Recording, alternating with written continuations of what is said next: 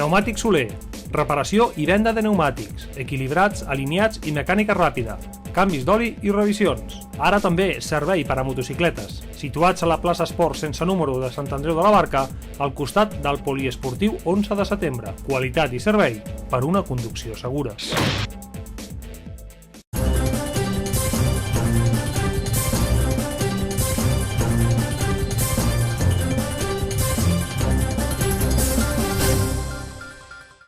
Un accident de trànsit per la sortida de la via d'un vehicle. Es produïa aquesta tarda cap a les 7 hores a la Nacional 2, concretament al punt quilomètric 597 entre els municipis de Sant Andreu de la Barca i Pallejà.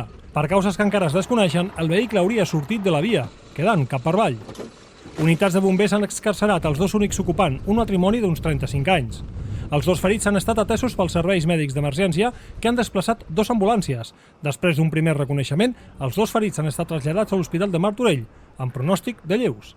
La circulació no ha calgut tallar-la, però sí limitar el pas. Mossos d'Esquadra han estat donant pas alternatiu fins que han pogut reobrir la circulació en ambdós sentits.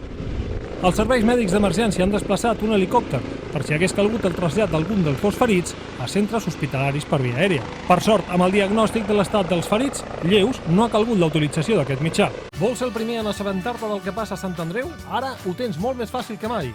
Tan sols tens que enviar un WhatsApp al telèfon 694 49 14 59 amb el teu nom i rebràs totes les notícies directament al teu mòbil. Així de fàcil. Sant Andreu Televisió, més a prop teu.